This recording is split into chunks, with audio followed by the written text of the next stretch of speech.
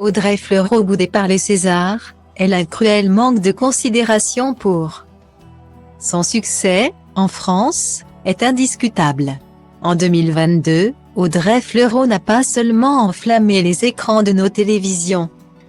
Elle était également à l'affiche, au cinéma, du film La très très grande classe de Frédéric Ehring. Pour autant, on ne voit jamais le nom de la comédienne s'afficher du côté des nominations des Césars. Le 24 février prochain, la 48e édition de l'événement, qui a pour présidente Tahar Rahim, prendra place à l'Olympia de Paris sans elle.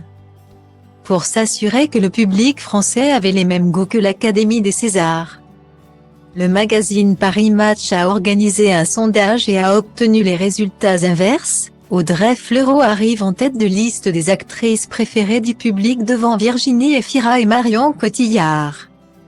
L'actrice a déjà été nommée lors de cérémonies, notamment au Globe de Cristal pour son rôle dans Le Bazar de la Charité. Mais repartira-t-elle un jour avec une statuette sous le coude, après avoir été honorée du côté des Césars? J'adorerais en décrocher un, mais ça ne se présente pas, explique-t-elle dans les pages du magazine Paris Match. Je regrette juste un cruel manque de considération pour les comédies qui, quand elles sont réussies, mériteraient d'être saluées. Il est beaucoup plus difficile de faire rire que de faire pleurer. Mais je n'éprouve aucune aigreur. Une carrière se fait au fil du temps et doit beaucoup au hasard. Son statut de comédienne populaire, Audrey Fleurot l'adore. C'est ce qu'elle a promis, en tout cas, en apprenant qu'elle avait été élue comédienne favorite des Français du côté de Paris Match.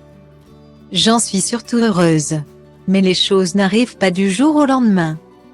Rappelle l'héroïne de la série HPI.